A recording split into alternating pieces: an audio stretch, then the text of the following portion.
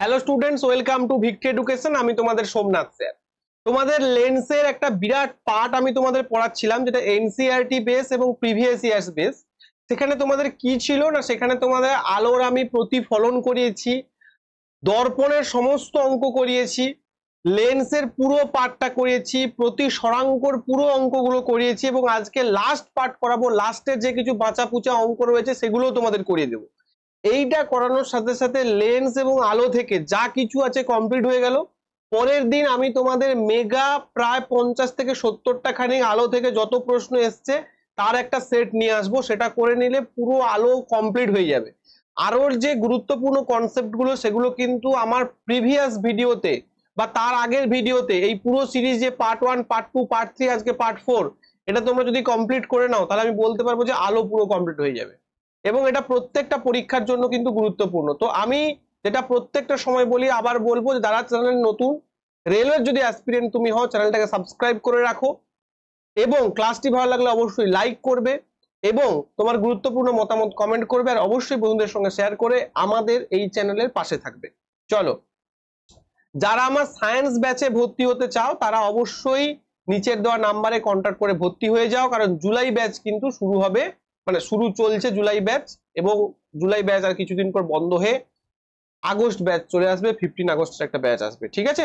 তো চলো, যাদের টেকনিশিয়ান, লাস্ট টেকনিশিয়ানের জন্য যারা খাটছো তাদের বলবো এই ব্যাচটাতে চটপট অ্যাডমিশন নিয়ে নাও। চলো, তো দেখো, এই হচ্ছে পুরো জিনিসটার পুরো পিডিএফটা আমার টেলিগ্রাম গ্রুপে দেওয়া রয়েছে। আমার টেলিগ্রাম গ্রুপের নাম হচ্ছে ভিক্টরি এডু, পুরোটাই দেওয়া রয়েছে। দেখো কি কি পড়িয়েছি আমি। প্রত্যেকটা প্রতিফলন পড়িয়েছি, প্রতিফলনের পর এবং গলীয় দর্পণ পড়িয়েছি, গলীয় দর্পণের যে স্ট্রাকচার গুলো হয় সেগুলো পড়িয়েছি, তাদের যে রে ডায়াগ্রাম, যেটা মোস্ট ইম্পর্টেন্ট, তোমরা দেখতে পাচ্ছ যখন আমি গ্রুপ ডির পার্ট গুলো করাচ্ছি সেখানে প্রত্যেকটা ডায়াগ্রাম কিন্তু তোমাদের প্রশ্ন এসেছে, এবং প্রত্যেকটা জায়গা, এই যে 1/v + 1/u = 1/f, এটা কার সূত্র না, এটা দর্পণের সূত্র। দর্পণের যখন অঙ্ক করা হয় তখন এই সূত্রটা কাজে লাগে। এবং তোমাদের আমি বলেছিলাম যে কিভাবে আমরা সাইন কনভেনশনটা করব। সাইন কনভেনশনটাও তোমাদের আমি ভালো করে বুঝিয়েছি, যে ডান দিকে যে জিনিসগুলো থাকবে সেগুলো কি হয়ে যাবে পজিটিভ, এবং বাম দিকে যে জিনিসগুলো থাকবে, বা বাম দিকে মনে করো বস্তু রয়েছে কোনো একটা দর্পণের বা কোনো একটা লেন্সের, ডান দিকে যাদের অবস্থান হবে তারা হয়ে যাবে পজিটিভ, আর লেন্স বা দর্পণের বাম দিকে যাদের পজিশন হবে তারা হচ্ছে নেগেটিভ। ঠিক আছে, এটুকু তোমরা মনে রাখবে, এই দিকে অবস্থান করলে নেগেটিভ আর এই দিকে অবস্থান করলে পজিটিভ। এগুলো আর বলতে হবে না। বিবর্ধন নিয়ে বলেছি, বিবর্ধন নিয়ে প্রচুর তোমাদের প্রশ্ন আছে। আবারও আমি তোমাদের বলে দিচ্ছি, রিক্যাপিচুলেট একবার করিয়ে দিই, যে দর্পণের ক্ষেত্রে বিবর্ধন ইকুয়াল টু কি হয় না, m = height of image divided by height of object is equal to minus of v/u। দর্পণের ক্ষেত্রে কিন্তু মাইনাস হয়, এটা দর্পণের ক্ষেত্রে বললাম। এবং এটা যদি আমি লেন্সের ক্ষেত্রে বলি, তখন কি হবে না, তখন এই magnification is equal to height of image divided by height of object is equal to কি হবে v/u। এই জায়গাটা খেয়াল করবে। আমি যখন অঙ্ক করাই, তোমরা অনেকেই আছো প্রশ্ন করো, বা অনেকেই আছো আমাকে বলো যে স্যার আপনি ভুল করেছেন, স্যার এখানে মাইনাস হতো। ব্যাপারটা হবে হবে স্বাভাবিকভাবে এই জিনিসগুলো হবে, কিন্তু তোমাদের জিনিসটা বুঝতে হবে যে কোথায় হচ্ছে পজিটিভ আর কোথায় হচ্ছে নেগেটিভ। এই জিনিসগুলো যদি একবার বুঝে নেওয়ার কখনো প্রবলেম হবে না। এবার আমি তোমাদের আরো একটা জিনিস বলেছিলাম, আর একবার একটু তোমাদের মনে করিয়ে দিতে চাই, কারণ এই জায়গাগুলো যেহেতু পরীক্ষায় আসে। আচ্ছা, এই যে ম্যাগনিফিকেশন, এই ম্যাগনিফিকেশন যদি >1 হয়, >1 মানে কিন্তু নেগেটিভকে কখনো ধরবে না। ঠিক আছে, মানে বলছি >1 মানে কি, >1 মানে যদি ম্যাগনিফিকেশন >1 হয় তখন বুঝতে হবে যে বস্তুর যে উচ্চতা, সেই উচ্চতাটা কিন্তু প্রতিবিম্বের উচ্চতা থেকে কম। বস্তুর উচ্চতা প্রতিবিম্বের উচ্চতা থেকে কম। ঠিক আছে, যদি এই ম্যাগনিফিকেশন <1 হয়, আচ্ছা <1 মানে শুধু কিন্তু 0 পয়েন্টের ভ্যালুগুলো নেবে।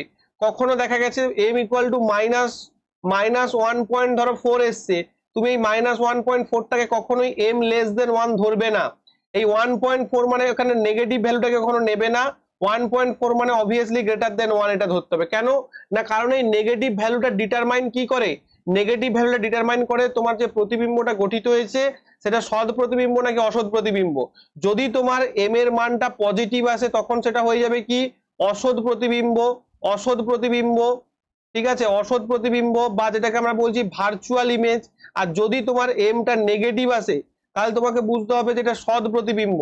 এটা সৎ প্রতিবিম্ব, বা যেটা হচ্ছে আমাদের রিয়েল ইমেজ, প্রত্যেকটা জায়গা যারা বুঝতে পারোনি তারা আরেকবার করে রিক্যাপিচুলেট করে আজকের পার্টে আমি চলে যাবো। আজকে খুব বেশি প্রশ্ন নেই, তাই জায়গাগুলো তোমাদের একবার রিভিশন করে দিচ্ছি। এই জায়গাগুলো এমন একটা জায়গা, যত পড়বে, যত জানবে, যত আমার কাছ থেকে শুনবে, তত তোমাদের কাছ থেকে তোমাদের কিন্তু মনে থাকবে। ক্রিটিক্যাল জায়গা, এগুলোই পরীক্ষায় তোমাদের প্রশ্ন চলে আসবে। আচ্ছা, সৎ প্রতিবিম্ব আমি কি বলেছিলাম, যে সৎ প্রতিবিম্ব বা যেটাকে রিয়েল ইমেজ বলছি, সেটা কিন্তু সবসময় কি হবে, অবশীর্ষ হবে। অবশীর্ষ মানে কি, ওল্টানো। আর যেহেতু ওল্টানো মানে কি, এই যে প্রধান অক্ষ যদি থাকে তাহলে সেটা প্রতিবিম্বটা গঠিত হবে, সেই প্রতিবিম্বটা কিরকম হবে, এইরকম হবে। মানে এইদিকে প্রতিবিম্বটা গঠিত, প্রতিবিম্বটা এইরকম, বস্তু যদি এখানে থাকে তাহলে প্রতিবিম্বটা এইরকম। আর এই ওল্টানো বলেই কিন্তু এটা নেগেটিভ হয়, ওল্টানো বলেই কিন্তু এটা নেগেটিভ হয়। ক্লিয়ার? তাহলে আমরা যদি আরো একভাবে বলি অসৎ প্রতিবিম্ব, তাহলে কি হয়, ভার্চুয়াল না, ভার্চুয়ালটা সবসময় সমশীর্ষ হয়।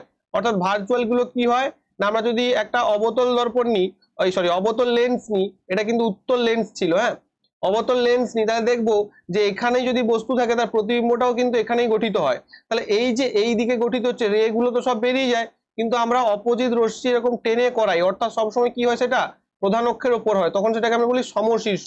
আর এক্ষেত্রে কি হয়, অবশীর্ষ হয়, মানে সৎ প্রতিবিম্ব সবসময় অবশীর্ষ হয়। ঠিক আছে, যেটা বলছিলাম, এম যদি লেস দেন 1 হয় তখন কি হবে না, বস্তুর উচ্চতা গ্রেটার দেন হয়ে যাবে প্রতিবিম্বের উচ্চতা। আর যদি এম ইকুয়াল টু 1 হয় তাহলে কি হয়ে যাবে না, বস্তুর উচ্চতা ইজ ইকুয়াল টু প্রতিবিম্বের উচ্চতা, বস্তুর উচ্চতা ইজ ইকুয়াল টু প্রতিবিম্বের উচ্চতা হয়ে যাবে সঠিক উত্তর। ক্লিয়ার হয়েছে প্রত্যেকের? চলো নেক্সট। এই অঙ্কগুলো তোমাদের আমি ধরে ধরে করিয়েছি, আবার তোমাদের প্রতিসরণ করিয়েছি, সাইন আই বাই সাইন আর কিভাবে কার সাপেক্ষে কার প্রতিসরণ করছে, দ্বিতীয় মাধ্যমের সাপেক্ষে, এইগুলো তোমাদের প্রচুর গোলায়। দ্বিতীয় মাধ্যমের সাপেক্ষে প্রথম মাধ্যমের প্রতিসরাঙ্ক, প্রথম মাধ্যমের সাপেক্ষে দ্বিতীয় মাধ্যমের প্রতিসরাঙ্ক, এগুলো একটু তোমরা দেখে নিও। চলে যাচ্ছি আজকের পার্টে। ঠিক আছে, আজকের পার্টে চলে যাচ্ছি। আজকের পার্টে কি পড়বো আমরা, আজকের পার্টে পড়বো লেন্সের ক্ষমতা বা পাওয়ার। সবসময় মনে রাখবে পাওয়ার কাকে বলছে। আচ্ছা, পুরো ক্লাসটাই কিন্তু আমাদের কি হয়েছে, এনসিইআরটি বেস, যেটা হচ্ছে বাংলায় কিন্তু প্রথম, আমি বারবার বলছি বাংলায় প্রথম এনসিইআরটি বেস ক্লাস হচ্ছে। ঠিক আছে, চলো দেখি কি বলছে না, আমি একটি কম ফোকাস দৈর্ঘ্যের উত্তল লেন্স আলোক রশ্মিকে বেশি কোণে বাঁকিয়ে আলোক কেন্দ্রে অপেক্ষিত নিকটে কেন্দ্রীভূত করে, অনুরূপভাবে অপেক্ষিত বেশি ফোকাস দৈর্ঘ্যের অবতল লেন্স তুলনামূলকভাবে কম ফোকাস দৈর্ঘ্য অবতল লেন্স আলোক রশ্মিকে অধিক পরিমাণে অপসৃত করে। লেন্সের দ্বারা আলোক রশ্মি অবিসৃত এবং অপসৃত করার মাত্রাকে কি বলা হচ্ছে না, লেন্সের ক্ষমতা। বোঝা গেল না বিষয়টা? বোঝো। মনে করো এরকম একটা আমার লেন্স রয়েছে, আমার কি হয় না, উত্তল লেন্স কি করে না, উত্তল লেন্সের সঙ্গে উত্তল লেন্সের যে প্রধান অক্ষ কোনটা, এই আলোক কেন্দ্র এবং ডবল ফোকাস বা বক্রতা কেন্দ্রের সঙ্গে সংযোজককারী যে রেখা, তাকে আমরা বলছি প্রধান অক্ষ। এই প্রধান অক্ষের সঙ্গে যে সমান্তরাল রশ্মিগুচ্ছ আসে, সেই সমান্তরাল রশ্মিগুচ্ছ কি হয় না, যে বিন্দুতে মিলিত হয় বা প্রতিষ্ঠিত হওয়ার পর যে বিন্দুতে মিলিত হয়, এই বিন্দুটাকে আমরা কি বলি, ফোকাস বলি। আর এই দৈর্ঘ্যটাকে আমরা কি বলি, ফোকাস দৈর্ঘ্য বলি। এবার তুমি একটা জিনিস ভালো করে বোঝো, মনে করো এই পার্টিকুলার লেন্সের ফোকাস দৈর্ঘ্য কত, এইটা হচ্ছে ফোকাস দৈর্ঘ্য। আবার আমি আরো একটা লেন্স আঁকি, এইরকম আরো একটা লেন্স আঁকলাম আমি। আচ্ছা, এই দিকটা আঁকলে বোঝা যাবে না, আর একটা আমি নিয়ে নিই, সেখানে আঁকছি। মনে করো আর একটা আমি লেন্স আঁকলাম, এই যে লেন্সটা আমি আঁকছি, ঠিক আছে, মনে করো এখান থেকে যাচ্ছে এবং গিয়ে অনেকটা দূরে গিয়ে এটা মিলিত হয়েছে, তার মানে কি, এর ফোকাস দৈর্ঘ্যটা কি হচ্ছে, আলোক কেন্দ্র থেকে আলোক কেন্দ্র এখানে ফোকাস, তার মানে এর ফোকাস দৈর্ঘ্যটা কি হচ্ছে, মনে করো এর ফোকাস দৈর্ঘ্য 5 সেন্টিমিটার, আর আগেরটার ফোকাস দৈর্ঘ্য মনে করো 2 সেন্টিমিটার। তাহলে বোঝো যখনই ফোকাস দৈর্ঘ্য বেড়ে যাচ্ছে মানে আমি কি বলতে পারি, অ্যাকচুয়ালি রেখাগুলোকে, এই যে লেন্সটা এটা কি করছে, রেগুলোকে, আলোক রশ্মিগুলোকে কনভার্জ করছে বা অভিসৃত করছে, অভিসারী আলোক রশ্মিগুচ্ছ কি হচ্ছে, মিলিত হচ্ছে, কনভার্জ করছে। তার মানে বোঝো যখনই একটা পার্টিকুলার লেন্সের কনভার্জিং পাওয়ার, আবার বলছি একটা পার্টিকুলার লেন্সের ইন দ্য সেন্স একটা পার্টিকুলার উত্তল লেন্সের কনভার্জিং পাওয়ার কম হবে, অর্থাৎ রশ্মিগুচ্ছকে কনভার্জিং করার যে তার যে ক্ষমতা, সেটা যদি কম হয় তাহলে কি হবে, রশ্মিগুলো দূরে গিয়ে মিলিত হবে। আর রশ্মিগুলো যত দূরে গিয়ে মিলিত হবে তত কি হবে, তার ফোকাস দৈর্ঘ্যটা অনেকটা বেশি হবে। ভালো করে বোঝো কি বলতে চাইছি। মনে করো এই লেন্সটার কনভার্জিং পাওয়ার কম, আবার যে লেন্সটার কনভার্জিং পাওয়ার বেশি হবে তার কি হবে না, সেই লেন্সটা কি হবে সেই লেন্সটার এই যে প্রধান অক্ষের সমান্তরাল যে আলোক রশ্মিগুচ্ছ আসবে, সেই প্রধান অক্ষের সমান্তরাল আলোক রশ্মিগুচ্ছ কি হবে না তাড়াতাড়ি মিলিত হয়ে যাবে, কারণ এর কনভার্জিং পাওয়ারটা অনেকটা বেশি। আর কনভার্জিং পাওয়ার বেশি মানে কি এর যে রশ্মিগুচ্ছগুলো তাড়াতাড়ি মিলিত হয়ে যাবে প্রধান অক্ষের ওপর। আর যত তাড়াতাড়ি মিলিত হয়ে যাবে তত কি হবে, মিলিত হলেই তো এখানে ফোকাস সৃষ্টি হয়ে যাবে। আর ফোকাস সৃষ্টি একবার এখানে হয়ে গেলেই কি হবে না এইখান থেকে এই দূরত্বটাকে আমি কি বলবো, ফোকাল লেন্থ বলবো বা ফোকাল দৈর্ঘ্য বলবো। তার মানে এখানটা কি হবে দেখো, এফটা কি হয়ে যাবে, এফটা কিন্তু বা ফোকাল লেন্থটা কি হয়ে যাবে, ছোট হয়ে যাবে। তার মানে বুঝতে পারছো যে পাওয়ার যত বেশি হবে তত পার্টিকুলার একটা উত্তল লেন্সের কনভার্জিং পাওয়ার বা অবতল লেন্সের ডাইভার্জিং পাওয়ার, পাওয়ার যত বেশি হবে তত কি হবে, ফোকাস দৈর্ঘ্য তত কি হবে, কম হবে। তার মানে ফোকাস দৈর্ঘ্যের সঙ্গে ওর যে পাওয়ার, পাওয়ার মানে কি, পাওয়ার মানে অভিসারী বা অপসারী, এই দুটো করার পাওয়ারটাই হচ্ছে অ্যাকচুয়ালি পাওয়ার বা অ্যাকচুয়ালি ক্ষমতা, সেটা তত কি হবে, তত কিন্তু বেশি হবে। তার মানে কি পাওয়ার এবং ফোকাস দৈর্ঘ্য কি হচ্ছে ব্যস্তানুপাতিক সম্পর্ক, এটাই কিন্তু তোমাদের মনে রাখতে হবে। অর্থাৎ পি ইজ ইকুয়াল টু আমরা কি বলতে পারি, পি ইজ ইকুয়াল টু আমরা বলতে পারি 1/f, P is equal to 1/f বলতে পারি। মনে করো তোমাকে কখনো জিজ্ঞাসা করে দিল যে একটি মনে করো দুটো তোমাকে লেন্স দিয়ে দিয়েছে, দুটো লেন্স দিয়ে দিয়েছে, মনে করো একটা P1 লেন্স আর একটা P2 লেন্স। এবার তোমাকে বলে দিয়েছে যে P1 গ্রেটার দেন P2, অর্থাৎ এই যে প্রথম যে লেন্সটার যে পাওয়ার, সেই প্রথম লেন্সটার পাওয়ার, আচ্ছা এই ছবিটার ক্ষেত্রে একটু উল্টো হচ্ছে যদিও, আমি তাও অনেকে কনফিউশনে পড়ে যাবে আবার এই ছবিটা দিয়ে। মনে করো এটা যদি এরকম তোমাকে দিয়ে দেয় যে P2 গ্রেটার দেন P1, অর্থাৎ যে দ্বিতীয় লেন্সটার পাওয়ারটা প্রথম লেন্সের থেকে যদি বেশি হয় তাহলে ফোকাস দৈর্ঘ্য কি হবে না, ফোকাস দৈর্ঘ্য হবে যে ফোকাস দৈর্ঘ্যটা কি হবে F1 গ্রেটার দেন F2, অর্থাৎ উল্টো হবে। পরীক্ষায় প্রশ্ন চলে আসতে পারে, তাহলে এটা তুমি অনায়াসে উত্তর দিয়ে দিতে পারবে। ক্লিয়ার? চলো এখানে দেখো ভালো করে বোঝো, এখানে 1 ডায়াপ্টার মানে কত, আচ্ছা আচ্ছা লেন্সের ক্ষমতার একক কি, ক্ষমতার একক হচ্ছে ডায়াপ্টার। এবং ডায়াপ্টার মানে কিন্তু ডায়াপ্টারের সঙ্গে আমি যদি লেন্সের যে ফোকাস দৈর্ঘ্য রয়েছে তার যদি মিল ঘটে 1 মিটার হয়ে যাবে। তার মানে দেখো এর যে ফোকাস দৈর্ঘ্য, এর ফোকাস দৈর্ঘ্য কত, 1 মিটার। তার মানে 1 মিটার ফোকাস দৈর্ঘ্য সম্পন্ন কোন লেন্সের ক্ষমতা আমি কি বলতে পারি না, আমি বলতে পারি 1 ডায়াপ্টার।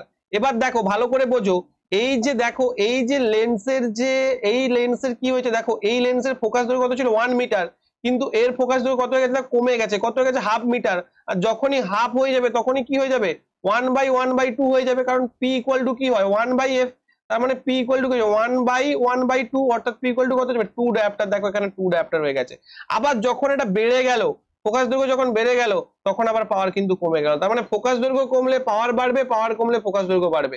এটার ক্ষেত্রেও দেখো তাই হচ্ছে, এটার ক্ষেত্রেও দেখো তাই হচ্ছে। ক্লিয়ার? যখনই ফোকাস দৈর্ঘ্য কম তখনই কিন্তু পাওয়ার বেশি। শুধুমাত্র কি মনে রাখতে হবে তোমাদের, শুধুমাত্র লাস্ট একটাই জিনিস মনে রাখতে হবে, সেটা হচ্ছে বলে দিই, সেটা হচ্ছে তোমাদের উত্তল লেন্সের ক্ষেত্রে যেহেতু ফোকাসটা পজিটিভ, উত্তল লেন্সের যেহেতু ফোকাসটা পজিটিভ, তাই ওর পাওয়ারটাও কি হবে পজিটিভ। এবং অবতল লেন্সের ক্ষেত্রে যেহেতু ওর ফোকাসটা নেগেটিভ, তাহলে ওর পাওয়ারটা কি হয়ে যাবে, পাওয়ারটাও নেগেটিভ হবে। এইটুকু পর্যন্ত ক্লিয়ার হয়েছে? এইটুকু ক্লিয়ার যদি হয়ে থাকে তাহলে চলো অঙ্কগুলো হুহু করে ফেলি, দিয়ে তেড়ে শেষ করে দিই, একটা অঙ্ক কিন্তু বাদ থাকবে না। নেক্সট, ভিডিওটি ভালো লাগলে অবশ্যই একটা করে লাইক করবে। দেখো এই যে এখানে লেখাটা আমি দিয়েছি P equal to 1/f, dioptre 1 dioptre equal to 1 metre inverse. পরীক্ষায় ডাইরেক্ট প্রশ্ন চলে আসতে পারে, ঠিক আছে? এরকম করে কিন্তু তোমাদের মনে রাখতে হবে। চলো এবার অঙ্ক করি। এই অঙ্কটাও তোমাদের পরীক্ষায় এসেছিল, ঠিক আছে? আচ্ছা তোমাদের চোখের ব্যাপারটা আমি পরের ক্লাসে নিয়ে আসবো, এই ক্লাসে চোখের ব্যাপারটা রাখিনি, অঙ্ক রেখেছি। দেখো চলো, একটি লেন্সের ক্ষমতা কত দিয়েছে 2 ডায়াপ্টার, তাহলে চটপট করবে, এগুলো কিন্তু দেরি লাগাবে না, কারণ এগুলো ওয়ান লাইনার প্রশ্নের মতো। তাহলে P ইকুয়াল টু কি বলি আমরা 1/f, বা F ইকুয়াল টু কি 1/p, কিন্তু যখনই 1/p করব তখন এটা কিন্তু মিটারে বেরোবে। তাহলে 1/2 কি বেরোবে, 1/2 মিটার। আর 1/2 মিটার মানে কত হয়ে যাবে 50 সেন্টিমিটার, ভাই হাফ সেন্টিমিটার। 1 মিটার মানে কত, 1 মিটার মানে হচ্ছে 100 সেন্টিমিটার। তাহলে হাফ মিটার মানে কত, হাফ মিটার মানে কত হচ্ছে, অ্যাকচুয়ালি এটা কি বেরোচ্ছে বলতো, P ইকুয়াল টু হচ্ছে 1/p। তার মানে 1/p মানে কি হচ্ছে 50 সেন্টিমিটার হচ্ছে, 50 সেন্টিমিটার হয়ে যাবে তোমার সঠিক উত্তর, 50 সেন্টিমিটার হয়ে যাবে তোমার সঠিক উত্তর। ক্লিয়ার? তাহলে এখানে কি হচ্ছে 50 সেন্টিমিটার, হাফ মিটার। চলো নেক্সট, বুঝতে পেরেছো? চলো নেক্সট দেখো, 20 সেন্টিমিটার ফোকাস দৈর্ঘ্যের একটি উত্তল লেন্সের ক্ষমতা। দেখো 20 সেন্টিমিটার ফোকাস দৈর্ঘ্যের একটি উত্তল লেন্সের ক্ষমতা কত হবে, তাহলে আমি কি বলবো, P ইকুয়াল টু কি বলবো 1/f, তাই না? P equal to 1/f। দেখো 20 সেন্টিমিটার দিয়েছে, তাহলে 20 সেন্টিমিটার মানে কত মিটার, না 20 সেন্টিমিটার মানে কত মিটার হয়ে যাবে? তার মানে কি করব আমরা, 20 সেন্টিমিটার থেকে মিটার করতে গেলে কি করব, সেন্টিমিটার থেকে মিটারে যাচ্ছে 100 দিয়ে ভাগ করব, 20 5 100 1/5 মিটার।